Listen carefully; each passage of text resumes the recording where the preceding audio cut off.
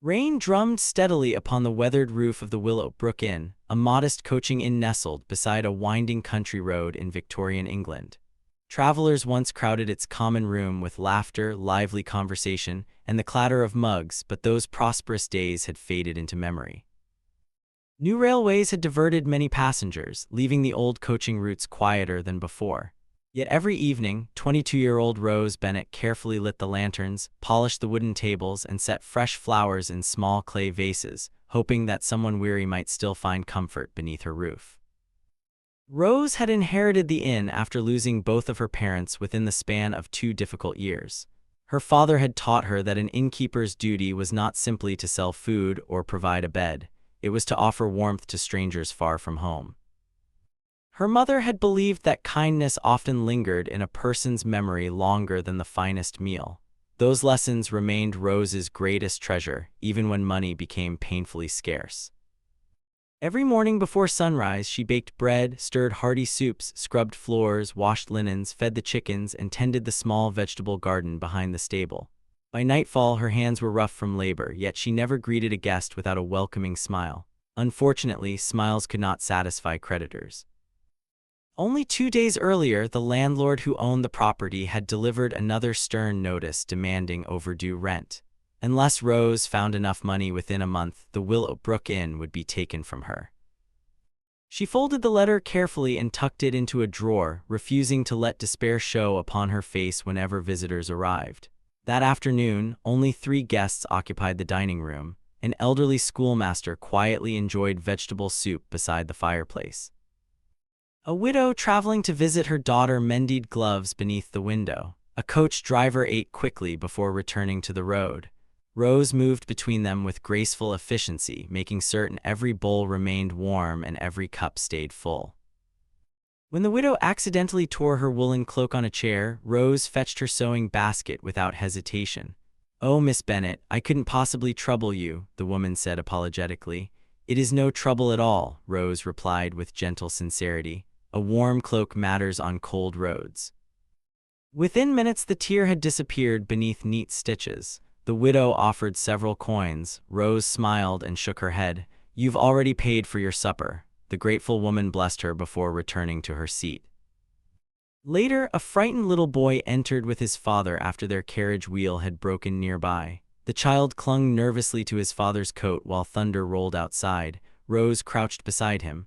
"Would you help me carry these fresh rolls to the kitchen?" she asked. His eyes widened.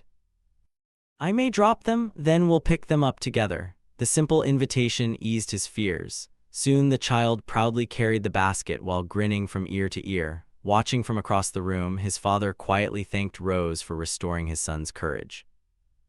As evening settled, the rain intensified into a fierce storm. Wind rattled shutters. Lightning flashed beyond the windows. Rose wondered whether any more travelers would dare venture along such dangerous roads. Just as she prepared to bolt the front door, 3 firm knocks echoed through the entrance. She hurried to open it. Standing beneath the rain stood a tall gentleman wrapped in a soaked dark coat. Mud covered his boots and droplets streamed from the brim of his worn hat. Though plainly dressed, he carried himself with remarkable composure. His sharp gray eyes surveyed the inn before resting upon Rose.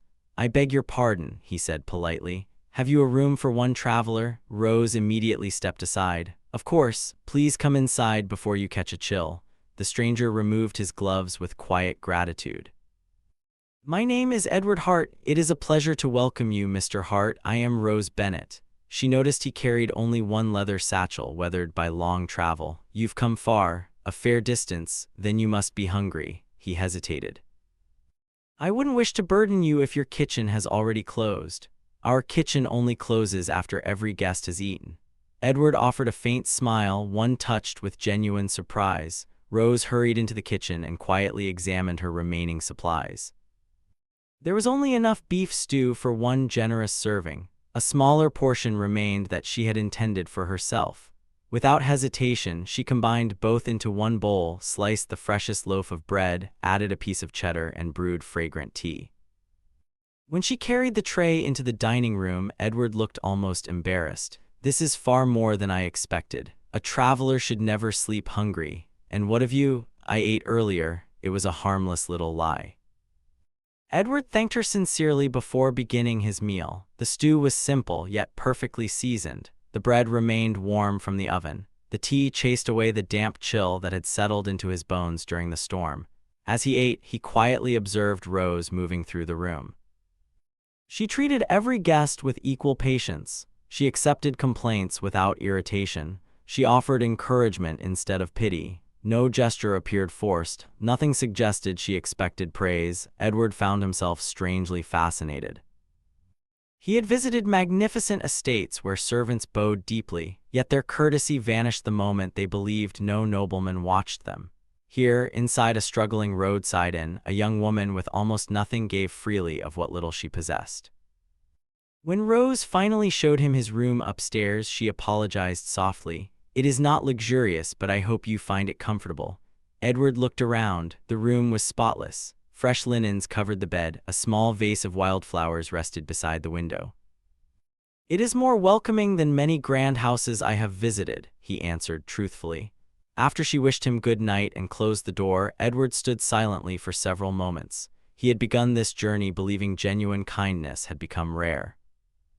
Yet within a single evening, an unknown innkeeper had challenged that belief. As rain continued falling outside, Edward Blackwood, the Duke traveling under another name, made a quiet decision. Instead of leaving with the morning coach, he would remain at the Willow Brook in a little longer and discover whether Rose Bennett's remarkable kindness was as genuine as it seemed. Morning sunlight spilled across the dew-covered fields as the storm clouds drifted away, leaving the countryside washed clean and sparkling. The Willow Brook Inn awakened slowly to the cheerful sounds of birds, the clatter of horses in the stable, and the comforting aroma of fresh bread baking in the kitchen. Rose Bennett had already been awake for hours, kneading dough with practiced hands while humming one of the songs her mother had loved. When Edward Hart descended the staircase, he found the common room warm and inviting. Rose greeted him with the same sincere smile she had offered every other guest. "Good morning, Mr. Hart. I hope you rested well." "I did," Edward replied, "better than I have in many weeks." She poured him a cup of tea before serving a generous breakfast of eggs, bread, preserves, and bacon. Edward noticed she waited until every guest had been served before sitting down with nothing more than a single slice of toast and tea. "You should eat more," he remarked gently. Rose smiled. The cook always eats last. Edward suspected there was another reason, but he chose not to press the matter. After breakfast, he noticed one of the stable gates hanging crookedly. "If you don't mind," he said, rolling up his sleeves, "I know a little about repairing fences." Rose laughed softly. "I thought writers preferred pens to hammers. I've discovered that travel teaches unexpected skills." Working side by side, they straightened the broken gate, replaced loose boards, and secured rusty hinges. Edward enjoyed the honest labor far more than endless meetings in London's grand drawing rooms. Rose worked tirelessly, never complaining even when splinters caught her fingers. By midday, they carried sacks of grain into the barn before gathering vegetables from the small garden behind the inn. Rose spoke fondly about her parents, explaining how every herb growing there had been planted by her mother. "This rosemary reminds me of her," she said, brushing her fingertips over its leaves. She believed every meal should carry a little love. Edward quietly admired the gentle way she remembered those she had lost. Over the following days, Edward found more reasons to remain at the inn. He claimed he was collecting stories about village life for a book, a harmless explanation that satisfied curious neighbors. In truth, he was discovering something far more valuable than stories. One afternoon, a poor farm boy arrived carrying an empty basket. "My little sister is ill," he explained shyly. Mother wondered if there might be leftover soup. Rose glanced toward the nearly empty pot. Only enough remained for 2 evening guests. Without hesitation, she filled the boy's container. "Tell your sister she must eat while it's still warm." The child searched his pockets. "I only have 3 pennies." Rose gently closed his hand around the coins, "Then spend them on medicine." Edward watched silently as the grateful boy hurried away. "Won't your guests complain?" he asked. "I'll prepare something else," Rose answered simply. "No child should go hungry." Later that evening, an elderly traveler stumbled into the inn, exhausted after falling from his cart. His ankle had swollen badly. Rose immediately transformed the dining room into a place of care. She fetched clean bandages, cooled his fever with damp cloths, and sent a stable hand to summon the village doctor despite the late hour. When the physician finally arrived, he praised her calm actions. "You've likely prevented a far worse injury, Miss Bennett." Rose merely smiled and thanked him. Edward had attended elegant charity banquets where wealthy nobles proudly donated coins before applauding themselves afterward.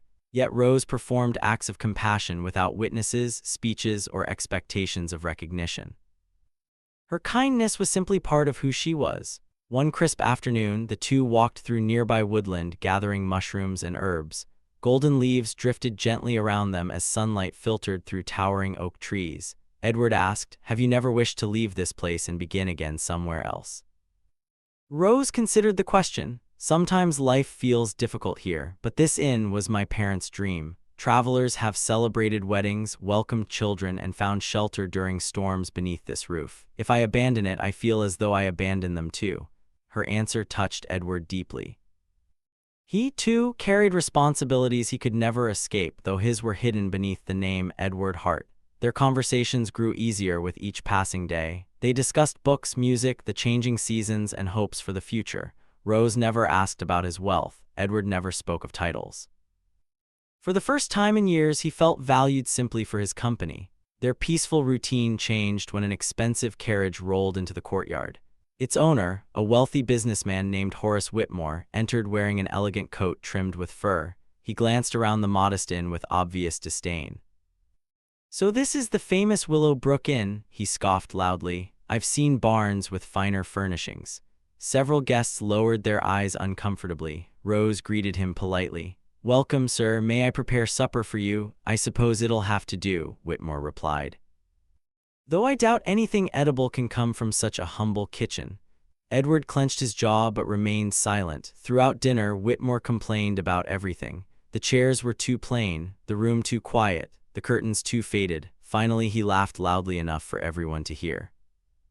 "I've heard this place will soon close. Frankly, it deserves to." Silence filled the room. Rose met his gaze without anger. "I hope your meal has at least been satisfying, sir."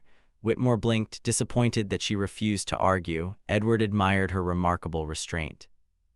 Many would have answered cruelty with bitterness. Rose answered with dignity. That night, after everyone retired, Edward sat alone in his room writing a letter. He addressed it to his trusted steward in London. Without revealing where he stayed, he requested a discreet investigation into the ownership of the Willowbrook Inn, the landlord's financial records, and the debts threatening Rose Bennett. Something about the situation troubled him. Rose's careful bookkeeping suggested honesty, yet the growing rent seemed strangely excessive.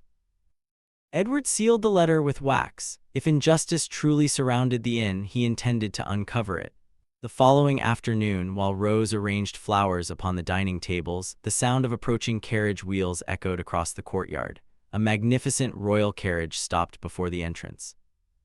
Footmen wearing the Blackwood family crest stepped down and hurried toward the front door. Rose looked up in complete bewilderment. Edward slowly closed the ledger he had been reading. His peaceful days of anonymity had come to an end. The cheerful sounds inside the Willowbrook Inn faded into complete silence as the grand carriage came to a halt outside. The polished black horses stamped their hooves while two liveried footmen stepped down with practiced precision. Every guest turned toward the windows, wondering why such distinguished visitors had arrived at a modest countryside inn. Rose Bennett wiped her hands on her apron and hurried to the entrance. "Good afternoon," she said politely. "May I help you?" Before either servant answered, they noticed Edward standing behind her. Instantly, both men removed their hats and bowed deeply. "Your Grace," the older servant said respectfully, "we have been searching for you throughout the county." The words struck the room like thunder. Rose stared at Edward in disbelief. Several travelers rose from their seats.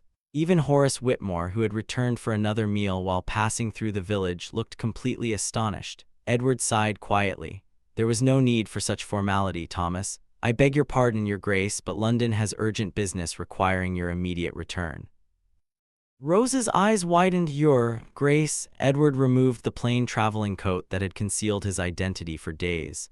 "I owe you an explanation, Miss Bennett." She stepped backward, struggling to understand. "You are a duke." "My name is Edward Blackwood, Duke of Blackwood." The room remained perfectly still. Rose remembered serving him stew, asking him to repair fences, laughing with him while gathering herbs, and speaking to him as though he were any ordinary traveler. Embarrassment rushed across her face. "I fear I may have behaved improperly." Edward shook his head. "On the contrary, you should have told me. If I had, would you have treated me differently?" Rose hesitated before answering honestly. "I would have worried constantly about saying the wrong thing." "Exactly." He smiled kindly. "You welcomed me because I appeared tired, not important. That is a gift I have not received in many years."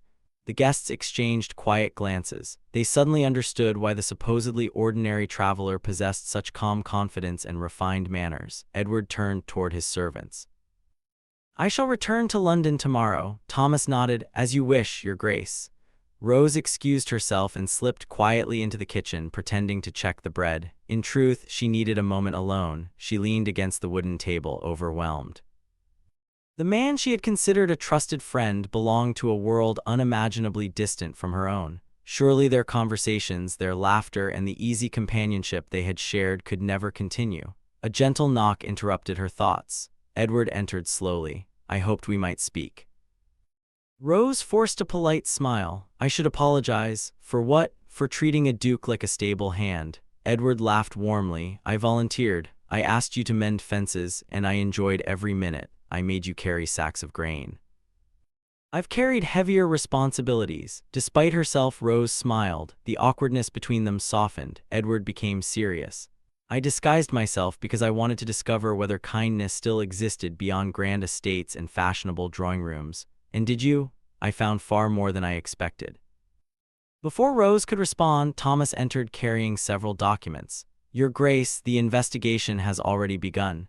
Edward accepted the papers. His steward had worked quickly. Carefully reading each page, Edward's expression darkened. The landlord had illegally increased Rose's rent 3 separate times.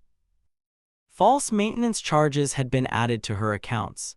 Several forged signatures appeared on financial records. It was exactly as Edward had suspected. He looked at Rose. "You were never failing because of poor management." "I wasn't. You have been deliberately cheated." Rose stared at the papers in disbelief. "I always believed the numbers made no sense." Edward folded the documents. "They didn't." Within days, Edward arranged for respected solicitors to examine every record. Witnesses confirmed the landlord's dishonest practices. The fraudulent charges were removed through lawful judgment. The landlord was ordered to repay what he had wrongfully collected and surrendered all claims against the Willow Brook Inn. When the verdict became known, villagers gathered outside the inn to congratulate Rose. Many admitted they had feared she would lose everything. Instead, justice had prevailed. Several weeks later, Edward returned to London to fulfill his responsibilities as Duke, but thoughts of the Willow Brook Inn never left him. Grand banquets once seemed impressive. Now they felt strangely empty. He found himself missing simple breakfasts beside Rose, quiet walks beneath autumn trees, and evenings spent listening to travelers' stories around the fire. Meanwhile, Rose continued managing the inn with renewed confidence. Without crushing debts hanging over her, she repaired leaking roofs, purchased better blankets, and improved the stables. Business slowly returned as grateful travelers spread word of the welcoming little inn where every guest was treated with genuine kindness. One crisp winter morning, an elegant carriage stopped outside once again. Rose recognized it immediately. Edward stepped down carrying a small wooden box. Instead of formal clothing, he wore a simple dark coat much like the one he had first arrived in. "I thought this suited me better here," he said with a smile. Rose laughed softly. "It does." After sharing tea beside the fireplace, Edward asked whether she would walk with him to the old oak tree overlooking the fields. Snow dusted the ground lightly as they crossed the quiet meadow. When they reached the hill, Edward opened the wooden box. Inside rested a graceful sapphire ring surrounded by tiny diamonds. He looked into Rose's eyes. "When I began my journey, I believed titles earned respect." He paused. "You taught me that character earns something far greater." Rose felt tears gathering. "You gave a stranger your finest meal when you believed he had nothing to offer in return. You were hungry. You also gave me hope." Edward gently took her hand. "Rose Bennett, will you honor me by becoming my wife?" She smiled through happy tears. "I thought a duke belonged in palaces. "My heart belongs wherever you are," her answer came without hesitation. Yes. The following spring, church bells echoed joyfully across the countryside as villagers gathered to celebrate their wedding. Rose remained the same compassionate woman everyone admired, while Edward continued visiting the Willow Brook and dressed simply whenever duties allowed. Together they expanded the inn, creating comfortable rooms for weary travelers and providing free meals each week for families facing hardship. Guests often wondered why the Duke himself seemed happiest serving soup beside his wife. Only Rose knew the answer. He had discovered that true nobility was never measured by a title, a fortune, or an ancient family name. It was measured by the kindness shown to a stranger on a rainy evening when no one expected anything in return, and that simple act of generosity had changed two lives, forever filling the Willow Brook Inn with love, laughter, lasting purpose. In hope for every traveler who crossed its welcoming threshold,